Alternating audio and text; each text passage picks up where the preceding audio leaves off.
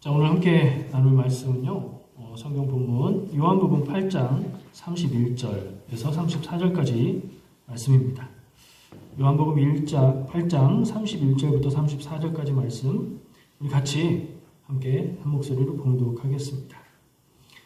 그러므로 예수께서 자기를 믿은 유대인들에게 이르시되 너희가 내 말에 거하면 참으로 내 제자가 되고 진리를 알지니 진리가 너희를 자유롭게 하리라.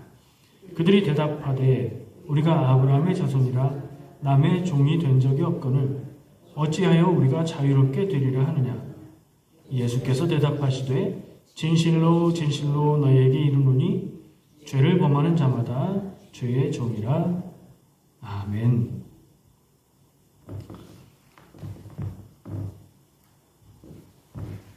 갑자기 목이 안 좋아서 한 모금 마시고 시작하겠습니다.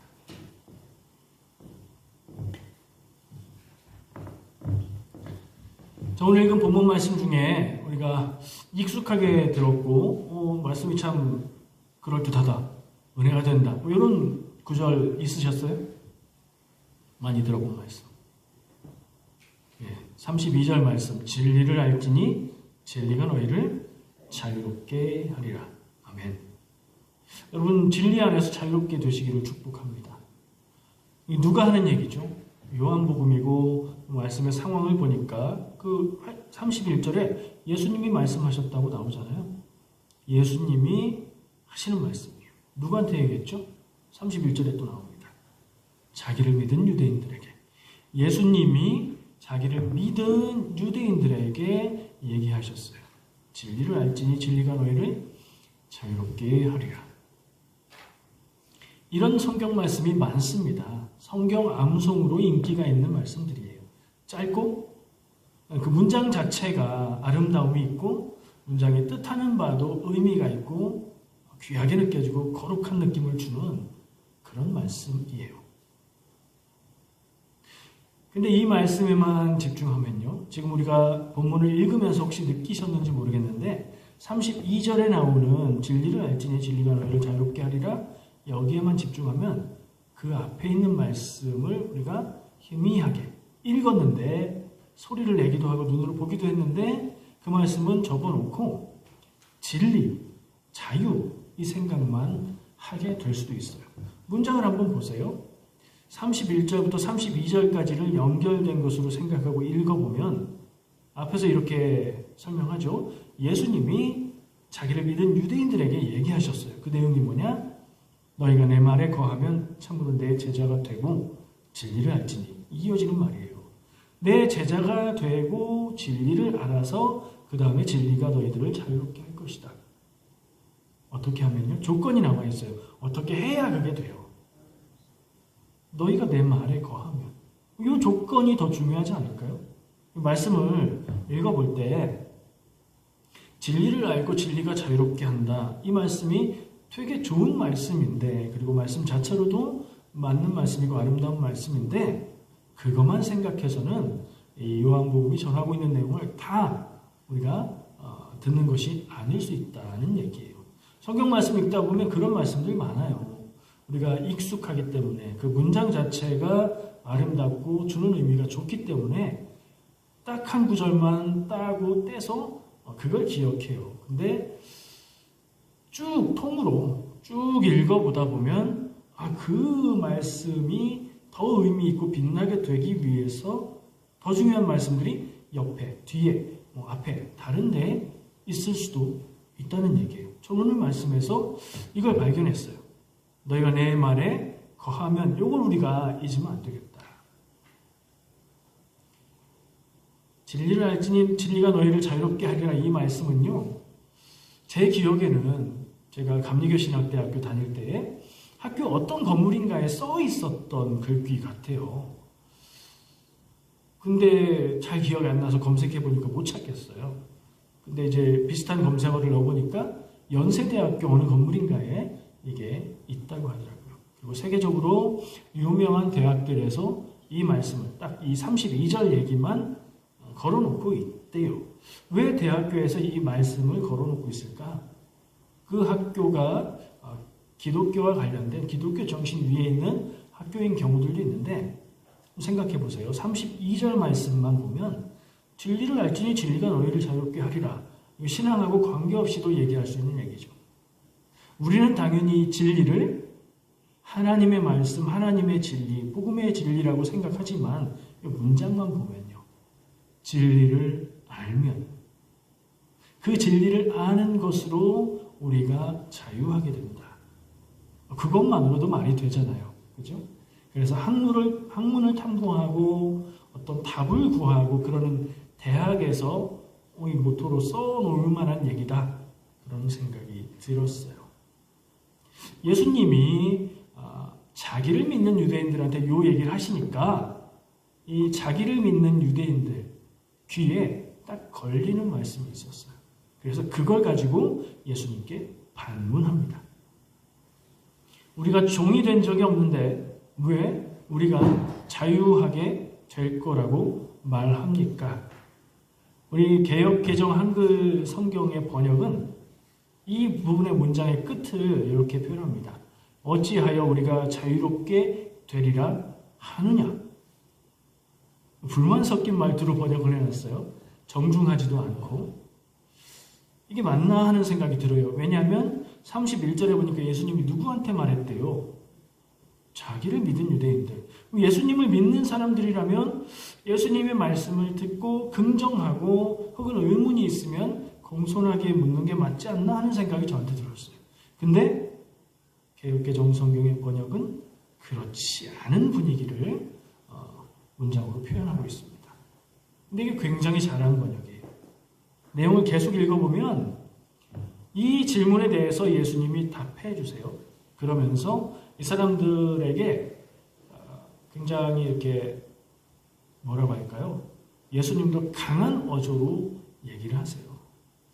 그런 걸 볼 때 번역이 참 잘 된 것 같고 이 예수를 믿는 유대인들이라고 표현하는 사람들이 예수님을 따르고 순종하고 했던 적극적인 예수님의 제자들 무리에 들어가는 사람은 아니구나 하는 판단을 하게 돼요. 그러니까 어느 정도의 이 사람들을 보면 되냐면 여기 말씀에 나온 대로 유대인들이에요. 그리고 자기를 믿는이 아니라 예수님을 믿는 유대인들이 아니라 예수님을 믿은 유대인들. 이거 무슨 표현이에요? 요 자리에서 그랬다는 거예요.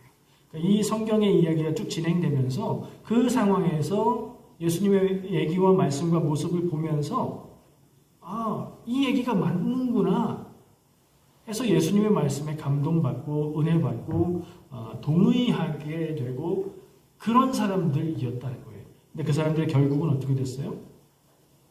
의문을 제기하면서 어쩌면 믿지 않게 됐을지도 모르는 그러니까 믿음과 안 믿는 사람 상태의 중간쯤에 걸쳐있는 그런 사람들이라는 생각을 해요. 여러분은 교회 다니면서 신앙생활을 하고 계세요. 누가 종교가 뭐예요? 물어보면 저 기독교인입니다 라고 대답할 거예요. 스스로 평가하기에 내 믿음은 어떻다고 생각하십니까? 많은 분들이 이런 질문에 대해서 저는 믿음이 별로 없어요, 연약해요, 나이롱이에요 이런 표현들을 합니다. 겸손의 말씀일 수도 있고 정말 그렇게 생각할 수도 있고 근데 믿음은 내가 평가하기는 좀 어려운 거죠. 다른 사람들이 평가해 줄 수도 있고 그러나 그것보다도 궁극적으로는 하나님이 보시고 평가하는 거죠. 근데 우리가 스스로 저는 믿음이 연약해요. 저는 아직도 믿음이 멀었어요. 아는 것도 별로 없고 믿음으로 살지도 못해요. 그렇게 생각한다면 만약에 그렇게 생각한다면 오늘 말씀에서 나타나고 있는 그 자리에서 잠깐 예수님을 믿었던 유대인들하고 포지션이 우리 믿음의 상태가 수준이 비슷한 면이 있지 않을까. 비슷하다고 해버리면 좀 너무 서운하고 우리 교회 열심히 다니고 정기적으로 예배 드리고 기도하고 하니까 예수님을 더 따르고 믿음으로 살려고 애쓰는 사람들인데 우리의 믿음이 완전하다, 확고하다, 온전하다 이렇게 말하기는 스스로 좀 그렇잖아요. 그런 면에서 볼 때 이 사람들의 상태를 우리가 좀 눈여겨보고 중요하게 봐야 되겠다. 왜 우리도 비슷하니까. 그런 생각을 저는 하게 됐습니다. 나누고 싶은 내용은 두 가지예요. 오늘 말씀의 내용을 지금 대략 얘기를 했는데 한 가지 나눠보겠습니다. 오늘 말씀의 내용을 읽고 묵상하고 준비하다 보니까 진리가 너희를 자유롭게 하리라, 이 유명한 말씀의 의미를 생각해 보게 됐어요. 아까 얘기한 대로 뭐가 더 중요하다고요? 진리가 우리를 자유롭게 하는 것은 좋은 결과고 열매인데, 그렇게 되기 위해선 전제 조건이 있다는 거예요. 그 전제 조건이 이루어지지 않으면, 그렇게 되지 않으면 진리가 나를 자유롭게 하는 게 나에게 해당되는 얘기가 아닌 거예요. 그걸 알아야 돼요. 그냥 진리가 너희를 자유롭게 할 거다라는 얘기가 좋은 말, 덕담, 축복의 얘기가 아니라고요. 그게 뭐였죠? 뭘 해야 그렇게 됐죠? 31절 말씀을 다시 보면 너희가 내 말에 거하면, 잠깐 예수님의 말씀을 듣고 마음이 움직이고 감동해서 믿는 마음이 생긴 사람들한테 이제 한 발 더 나가라. 내 말에 거해라. 그러면 내 참 제자가 될 거다. 저는 이걸 단계적으로 이해했어요. 믿는 마음이 생기고 긍정적인 마음이 생기면 예수님의 말씀에 거하고, 그 다음에는 그런 사람들은 예수님의 참 제자가 되는 것이고, 거기까지 갔다면 진리를 알게 되어서 그 진리가 우리를, 나를 자유롭게 할 것이다. 이 결과의 말씀만 우리가 듣고 야 좋다, 그거 내 거 할 수가 없다는 얘기예요. 예수님의 말에 거해야 된다. 이거 굉장히 중요한 핵심이라고 생각합니다. 이거 하나 나누고 싶어요. 근데 예수님의 말씀에 거하는 게 어떻게 하는 거죠? 예수님의 말씀에 거한다. 거한다는 건 산다는 얘기예요. 예수님의 말씀에 산다. 무슨 얘기예요? 생각해 보면 볼수록 잘 모르겠는 그런 말이에요. 성경에 그런 말 많습니다. 듣기에는 되게 은혜롭고 좋고 아멘이 되는데 그게 무슨 말인가 생각해 보면 잘 모르겠는 말들. 그런데 어떻게 해야 될까요? 이 말씀을 깊이 생각하고 묵상해야 돼요. 그냥 그렇구나.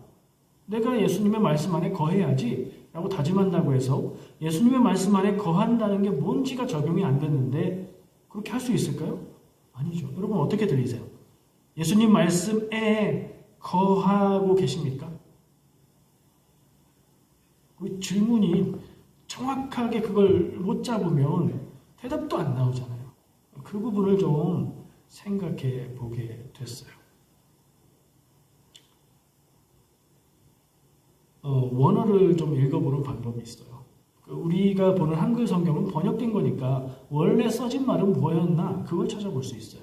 제가 여러 번 말씀드렸는데 알파 알렙 성경이라고 인터넷에 검색하면 누구나 무료로 원어를 볼 수 있는 사이트가 있어요. 여러 번 말씀드렸지만 한 번도 안 보셨죠? 되게 쉬워요. 그리고 헬라어, 히브리어를 여러분들이 읽기는 쉽지 않지만 해설이 다 있어요. 이렇게 절수 찾고 찍어보면 무슨 말인지 나와요. 성경 읽다가 잘 모르시겠으면 그거 찾아보면 참 도움이 많이 돼요. 찾아봤습니다. 그리고 또 한 가지 말씀의 의미를 우리가 파악하기 위한 좋은 방법은요. 그건 원어를 보니까 좀 부담스러울 수 있지만 한글로 볼 수 있는 자료들이 있어요. 여러분 가지고 계신지 모르겠는데 성경이 우리가 예배 때 사용하는 개역 개정판만 있는 건 아닌 거 아시죠? 여러분들이 알고 있는 한글 번역 성경 다른 것도 뭐 있어요? 새번역 성경에 있습니다. 또요. 네, 우리말 성경, 현대인의 성경, 현대어 성경 되게 많아요. 근데 한 3가지 정도가 대한성서공회에서 번역한 건데 개역 개정 성경, 우리가 예배용으로 쓰는 거, 공동 번역 성경. 요거는 카톨릭하고 같이 쓰려고 했는데 같이 안 쓰고 있는 공동 번역 성경이 있고요. 그리고 새번역 성경이 있습니다. 요 3가지는 대한성서공회. 여기 이 대한성서공회가 무슨 교회들 안에서 권위를 갖는 그런 기관은 아니지만 한국에서 선교 초기부터 성경 번역의 역사를 함께 해왔던 그래도 최고의 권위를 가진 기관이에요. 공인 번역이라고 할 수 있어요. 공식 번역이라고 할 수 있는 거죠. 지금 얘기한 개역개정 말고 공동 번역이나 새 번역도 우리가 읽어보면서 참고할 수 있어요. 그리고 저는 거기에 추가로 참고하는 게 쉬운 성경, 아가페 출판사에서 번역도 합니다. 성경은. 아까 뭐 우리말 성경 이런 것들도 출판사에서 번역한 성경이에요. 물론 뛰어난 학자들이 하신 거죠. 그런 다른 성경의 번역들을 참고해서 읽어보면 요런 뜻인가 보다 하는 느낌이 와요. 이 부분을 찾아봤어요. 공동번역 성경에서 좀 쉽게 풀어놨어요. 지금 뭐 얘기하고 있죠? 예수님 말씀에 거하는 게 무슨 얘기인가? 공동번역은 너희가 내 말을 마음에 새기고 산다면 이해가 쏙 되죠. 근데 이게 100% 이게 맞다라고 말할 수는 없으니까 새 번역을 읽어봤는데 새 번역은 개역개정의 말하고 표현이 거의 비슷했어요. 쉬운 성경은요 이렇게 말합니다. 너희가 나의 가르침을 꼭 붙들고 있으면 예수님이 그 자리에서 예수님의 말씀을 믿었던 사람들한테 믿음의 발걸음을 더 나가라고 하면서 너희가 내 말을 마음에 새기고 산다면 또 아니면 너희가 나의 가르침을 꼭 붙들고 있으면 그러면 제자가 되고 진리를 알고 자유롭게 된다. 이 얘기를 하셨다는 거예요. 조금 감이 더 오시죠? 우리가 뭐 한글이나 영어나 비슷하게 보니까 영어 성경도 참고할 수 있어요. 리빙 바이블에서는 Live as I tell you to 내가 너희에게 말한 대로 살면 이렇게 번역을 했고요. NIV는 Hold to my teaching 내 가르침을 따라 살면 이런 식으로 번역을 해놨고요. New Life Testament라는 성경에서는 Keep and obey 지키고 순종하면 이런 뜻으로 영어로는 번역을 해놨어요. 예수님의 말씀에 거하는 건 예수님의 말씀을 듣고 믿고 그 말씀대로 따라 사는 것 정도로 정리할 수 있겠죠. 자, 여러분 예수님의 말씀을 듣고 믿고 그 말씀을 따라서 그 말씀대로 살고 계십니까? 이렇게 질문하면 더 구체적이 되죠. 그렇게 살면 참제자가 되고 그렇게 못 살면 조금 부족한 제자인 거죠. 참제자가 되고 그 다음엔 진리를 알게 되고 그래서 그 진리가 우리의 삶을, 인생을, 영혼을 자유롭게 한다. 자, 사람들이 예수님께 질문했죠. 우리가 종이 아니고 자유인인데 왜 우리가 자유롭게 된다고 말합니까?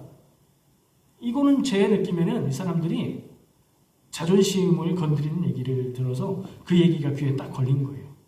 자유하게 되리라 하니까 그럼 우리가 자유하지 않다는 말입니까? 하면서 예수님한테 따진 것 같아요. 이런 귀에 걸리는 말, 귀에 거슬리는 말을 듣고 거기에 집착하면 나타나는 현상이 무슨 얘기를 하는지 못 알아듣게 돼요. 그런 경험하시죠?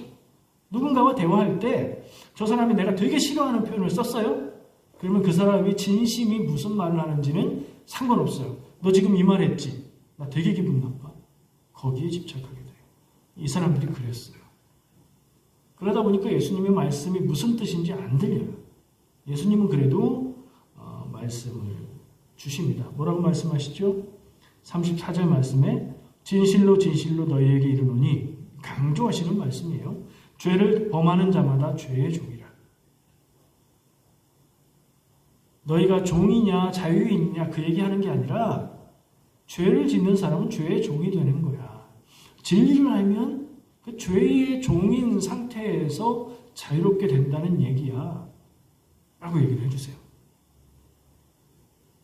우리한테 적용해 볼 수 있겠죠. 두 가지가 적용이 되네요. 우리가 예수님의 말씀 안에 거하고 있는가?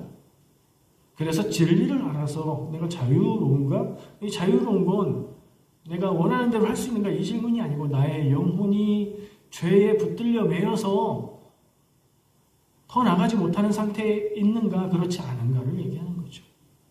마음에 질문으로 담으시고 스스로 물어보시고 점검해 보시기 바랍니다.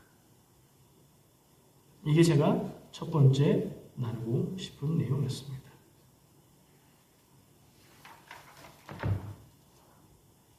아까 이런 얘기를 했어요.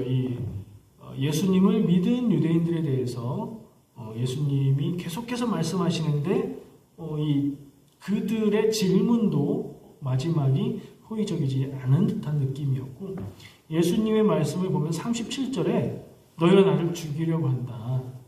나를 죽이려고 하는, 예수님을 죽이려고 하는 유대인들은 요한복음에서 그리고 복음서에서 말하는 바리새인, 대제사장 이런 사람들이었죠. 그러니까 이 나를 믿은 유대인들을 딱 특정한 어떤 딱 떨어지는 사람들로 볼 수 있는 게 아니고 대략적으로 유대인들이 있는데 예수님께 질문도 하고 예수님을 대적하는 사람들도 있었고, 예수님에게 호의를 가지고 긍정적으로 생각했다가도 예수님의 어떤 말 때문에 태도를 바꾸는 그런 사람도 있었고, 그런 상황이라고 이해가 돼요. 45절엔 이런 말씀도 하십니다. 내가 진리를 말함으로 나를 믿지 아니하는도다. 아니, 진리를 말하는데 왜 안 믿어요?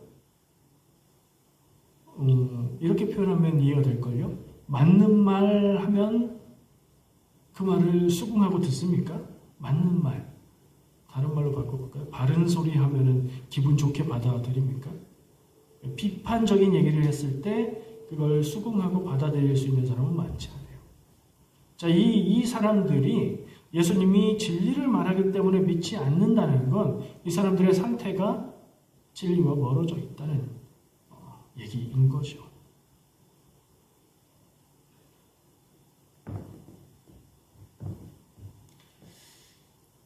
진리가 자유롭게 할 거다 하는 이 말씀에 한번 또 다른 말씀으로 생각을 해봅니다. 예수님은 죄에 대한 얘기를 하셨습니다. 내가 말하는 건 그 주권에 관한 얘기가 아니고 너희들이 죄에 붙잡혀 있느냐 아니냐. 죄에서 자유롭게 하는 건 진리의 말씀. 그것은 내 말을 믿고 따르는 데 있다 얘기하셨죠. 죄만 그럴까요? 유대인들에게 이 죄의 문제가 아주 중요합니다.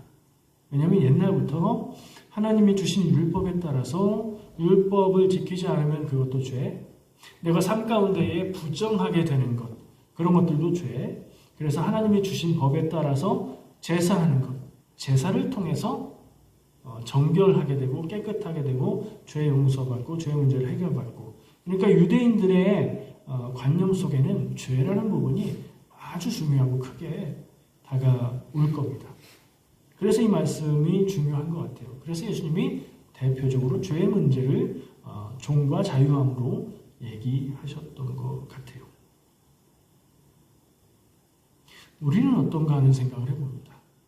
우리가 한번 같이 적용해 볼까요? 첫 번째, 죄의 문제로 우리도 적용을 해 볼 수가 있습니다. 우리가 구약의 율법을 다 지키고 그렇지 않으면 죄다 이런 얘기를 하는 게 아니에요. 우리가 교회 안에서 익히 알고 있고 내 마음에 이건 죄인데 생각하는 것들, 그리고 내 삶의 문제에 있어서 하나님 앞에 편안하게 자유롭게 나와서 기도하지 못하게, 예배하지 못하게 하는 것이 있다면 그것이 죄의 본질적인 의미라고 생각해요. 아담과 하와가 선과 악을 알게 하는 나무 열매를 따먹고 하나님이 그걸 먹지 말라고 하셨기 때문에, 하나님의 말씀에 거역한 것이기 때문에 하나님 앞에 나오지 못하고 숨었죠. 그게 죄예요. 그걸 따먹는 행동이 죄가 아니라 하지 말라고 한 것을 범해서 하나님 앞에 가까이 나가지 못하는 거, 그게 죄라는 생각을 해보면, 우리가 죄에 대해서 적용할 때도 내가 하나님 앞에 편하고 자유롭고 기쁜 마음으로 기도할 수 없게 하는 어떤 문제, 고민이 있다? 그게 죄가 될 수 있어요. 내가 하나님 앞에 아무 거리낌 없이 신앙생활을 할 수 있는 상태가 아니고 요즘엔 그거보다 앞서 있는 고민이 있고 내 마음이 무엇인가 빼앗겨 있다. 그러면 그게 하나님과 나 사이를 막는 죄가 될 수 있어요. 죄는 나쁜 짓이라는 개념이라기보다 성경에서 말하는 죄는 하나님과 나 사이를 가로막는 것이 죄라는 생각을 해볼 때 그렇습니다. 또 다르게 너무 쉽게 생각하고 적용해 볼 수 있는 것, 뭐 노예, 종 이런 얘기하면 돈의 노예 뭐 이런 표현들을 생각해 볼 수 있지요. 세상에서 살아갈 때 돈의 노예가 되는 경우가 있습니다. 여러분 어떻습니까? 어떻게 점검해 볼 수 있을까요? 나는 돈의 노예인가 돈의 주인인가? 여러분 통장에 돈이 들어있다고 내가 돈의 주인일까요? 삶의 태도에 따라서 달라지지 않겠습니까? 돈을 따라서 살고 돈 때문에 내가 다른 무엇인가를 못하고 그것만 생각하고 매여서 살고 있다면 돈의 종이겠지요. 부자는 돈의 종이 아닐까요? 굉장히 부자면. 부자인데도 막 더 가져야 되고 종의 태도로 살아간다면 부자여도 돈의 종일 수 있지요. 가난하면 돈의 종이 아닐까요? 가난하면 돈에서 자유로울까요? 그럴 리가요. 가난하면 또 더 돈에 집착할 수 있죠. 그러면 가난해도 부자여도 다 돈의 노예, 돈의 종인가요? 아니요. 부자가 돈의 종이 아닐 수도 있고요. 가난해도 돈의 종이 아닐 수 있어요. 그렇죠? 삶의 태도에 대한 문제니까 말이죠. 이거를 딱 물어서 난 돈의 노예, 종이구나. 나는 아닌데? 이거 판단하기 쉬운가요? 아니에요. 우리의 삶에 많은 부분들의 일들이 있는데 그 부분들 중에 어떤 부분은 그런 게 있을 거고 어떤 부분은 자유한 부분도 있을 거고 그렇겠죠. 그 어떤 부분, 걸리는 그 부분을 우리가 놓고 고민하고 기도하고 해결할 필요가 있어요. 예수님이 말씀해 주신 관점에서 생각해 보면 어떻게 하면 돼요? 진리를 알아야 돼요. 하나님의 말씀, 예수님의 말씀을 알아야 돼요. 예수님의 참 제자가 돼야 돼요. 그걸 하려면 어떻게 해야 돼요? 예수님의 말씀 안에 거해야 돼요. 예수님의 말씀 안에 거해야 된다는 건 뭐라고 했죠 아까? 예수님의 말씀을 듣고 믿고 깨닫고 그것을 따라서 실제로 살아가는 삶을 살아야 합니다. 자, 죄의 종이 될 수 있고 돈의 종이 될 수 있고 또 여러분 비슷한 거 적용해 볼 수 있는 게 뭐가 있을까요? 여러분들 마음속에 있는 무엇인가? 여러분들 생각 속에 있는 무엇인가? 어떤 사람은 다른 사람들이 나를 바라보는 다른 사람들의 시선, 이목의 노예일 수도 있죠. 어떤 사람은 명예를 따라서 그래도 좀 더 가치 있다고 생각하는 명예를 따라 살면서 그것의 노예가 될 수도 있어요. 근데 자기가 그 명예에 어울리지 않는다는 것을 발견하면 굉장히 절망에 빠지게 되겠죠. 많은 것들을 적용해 볼 수 있을 것 같아요. 다른 모든 것들은 그것의 노예, 종이라고 말하면 부정적인 거예요. 그것은 우리의 하나님이 창조하신 존재의 본질과 다르게 만드는 거예요. 하나님의 종 그러면요. 성경에 그런 표현이 실제로 있어요. 하나님의 종, 예수 그리스도의 종. 좋은 뜻으로 쓰죠. 우리가 듣기에도 참 좋습니다.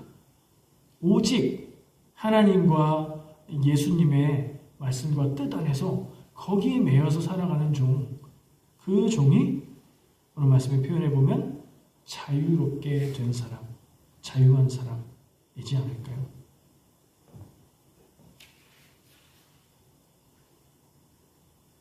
예수님의 말씀을 따라 살고 그 제자가 되고 진리를 알면 그 진리가 우리를, 나를 매인 것에서 자유롭게 풀어줄 수 있을 것입니다. 이것이 예수님의 복음이고요. 이것이 복음의 능력인 줄 믿습니다. 여러분 모두 삶에 이 자유가 가득하시기를 축복합니다. 요한복음 오늘 본문 말씀이 8장이었고요. 저는 이 8장의 중간 후반부에 나오는 말씀 상황을 가지고 오늘 얘기를 나눴는데요. 이 앞쪽에 되게 유명한 얘기가 나와요. 예수님이 땅바닥에다가 뭔지 모를 글씨를 쓰셨다 뭐 이런 얘기가 나오는 부분인데 그 무슨 상황인지 생각나세요? 바리새인들이 간음하다가 현장에서 붙잡힌 여인을 예수님 앞에 데리고 옵니다. 간음하다가 붙잡혔다. 간음하다 잡혔다가 아니라 간음하다가 그 자리에서 붙잡혔다는 표현은 그 죄에 대해서 유대인들에게 너무나 당연한 그 죄에 대해서 변명의 여지가 없는 상태라는 얘기예요. 그리고 그 사람을 데리고 와서 예수님에게 묻습니다. 이 사람들이. 모세의 율법에는 이런 사람을 돌로 쳐서 죽이라고 되어 있는데요. 선생님은 어떻게 하라고 얘기하겠습니까? 입장을 밝혀주십시오. 이런 돌에 맞아 죽어야 하는 죄를 지은 사람은 선생님은 어떻게 해야 된다고 말하겠습니까? 어떤 답을 기대하고 이렇게 얘기를 할까요? 이 사람들은 예수님에게 전혀 호의적이지 않은 사람들, 예수님에게 도전하는 논쟁하려고 온 사람들이에요. 이 상황은 예수님을 함정에 빠뜨리기 위한 상황이에요. 생각하는 건 두 가지 가능성일 겁니다. 모세의 율법에 있는 대로 이 여인이 죄를 지었으니 돌로 쳐라 라고 얘기할 수 있겠죠. 그럼 뭐라고 하겠어요? 비판적으로. 아니 당신이 그렇게 사랑을 얘기하고 그러더니 율법만 따라서 돌로 쳐 죽이라고요? 이렇게 생각할 수 있겠죠. 그러면 반대로 예수님이 하나님의 사랑 안에서 이 여인을 죽이지 말고 용서하자 뭐 이렇게 얘기하면요. 당신은 모세의 율법을 하나님이 주신 모세의 율법의 권위를 무시하는 겁니까? 라고 반문할 수 있겠죠. 이런 상황을 이런 문제를 예수님 앞에 갖고 온 거예요. 예수님이 어떻게 하셨죠? 아까 제가 얘기한 대로 바닥에다가 이렇게 글씨를 쓰셨다. 무슨 내용인지 모르는 하여튼 뭘 이렇게 하셨다. 성경에 이런 표현이 여기밖에 없어요. 뭘 썼다 그러면 무슨 내용이라고 얘기해 줄 텐데 그런 거 없이 그냥 하셨다. 그리고 사람들에게 말씀하시죠. 너희 중에 죄 없는 자가 이 여인을 돌로 쳐라. 율법을 그대로 인정하고 근데 너희 중에 죄 없는 자가 그것을 할 자격이 있다 라고 얘기하시는 얘기니까 율법을 완전하게 적용하면서도 이 여자를 죽이지 않고 용서하는 방법을 얘기하시는 거예요. 정말 기가 막히고 감탄이 나오는 장면입니다. 이 얘기는 다 아실 거고 이 얘기가 앞에 나오고 오늘 본문 말씀이 뒤에 나왔는데 저는 이 두 가지 스토리를 제가 읽고 묵상하면서 연결하게 되었습니다. 이 여인은 율법에 비추어서 죄인이지요. 그 어떤 눈으로 봐도 변명의 여지가 없는 죄를 범한 이 31절부터 나온 말씀의 표현으로 하면 죄의 종이었죠. 이 여인도 예수님의 말씀을 듣고 따르고 제자가 되어서 진리를 알면 그 진리가 이 여인을 그 죄에서 자유롭게 해줄 수 있겠네요. 자, 예수님이 이 여인을 향해서 죄 없는 자가 돌로 쳐라 얘기를 했을 때 사람들은 한 명, 두 명 떠나갑니다. 왜 그랬을까요? 이 여자를 죽일 수 있는 율법의 기준으로 적용해 보면 나도 죄인인데 나도 돌에 맞아 죽어야 되는데 나는 이 여인을 정죄할 자격이 없네 하고 떠나간 거죠. 예수님이 다시 그 여인에게 말합니다. 다들 어디 갔느냐? 아무도 없습니다. 나도 너를 정죄하지 않으니 이제 가서 다시 죄를 짓지 말라. 다시 죄를 짓지 말라. 무슨 표현이죠? 죄의 종에서 자유롭게 벗어나라. 죄의 종으로 살지 말라 하는 말씀이잖아요. 그런 면에서 이 두 이야기, 두 스토리, 두 생각이 저는 연결이 됐어요. 이 여인은 어떻게 됐을까요? 성경이 가르쳐주진 않고 있지만 저는 마음속에 이 여인이 예수님을 믿고 따르고 진리를 발견하고 자기 삶에서 죄에 매여 있었던 부분을 해결하고 인생이 달라졌으면 좋겠다는 생각을 갖습니다. 그리고 그게 내 이야기, 우리의 이야기였으면 좋겠다는 생각을 합니다. 하나님의 사랑으로 용서하지 못할 죄는 없다. 이런 표현을 하지요. 하나님의 사랑의 능력이 예수 그리스도의 십자가 죽으심으로 우리에게 구원이 된 거죠. 하나님의 사랑, 또 다른 말로 표현하면 우리를 위해서 예수님을 보내시고 십자가에 죽게 하신 것. 그래서 우리가 예수님의 말씀을 따르고 복음의 진리를 알 때에 그 복음의 진리가 하나님이 우리를 구원하기 원하시는 마음이니까 그것을 알 때에 그 진리의 능력이 우리를 구원하는 겁니다. 그래서 우리를 죄에서 자유하게 하는 거고요. 그 자유함은 그 어떤 억누름과 속박에도 매이지 않는 오직 하나님 안에만 매여서 자유롭게 되는 그런 삶인 줄 믿습니다. 여러분들 모두 그렇게 사시기를 축복합니다. 기도하겠습니다. 사랑해 주님, 오늘 요한복음의 말씀을 통해서 우리에게 들려주시는 하나님의 음성을 마음에 새겨봅니다. 주여, 우리가 주님의 말씀 안에 거하여 살아가게 되기를 원합니다. 예수 그리스도의 말씀을 따라 사는 삶도 이 세상에서 살아갈 수 있고 또 그 길이 우리가 따라 살아가야 되는 길임을 다시 한번 기억합니다. 우리가 주의 말씀을 따라 살아갈 수 있도록 힘을 주시고 능력이 되어 주시옵소서. 그래서 나의 삶이 악한 것, 어리석은 것, 연약한 것, 썩어 없어질 것에는 그 무엇에도 매이지 않는 자유한 삶이 되게 하여 주시옵소서. 예수님의 이름으로 기도합니다. 아멘.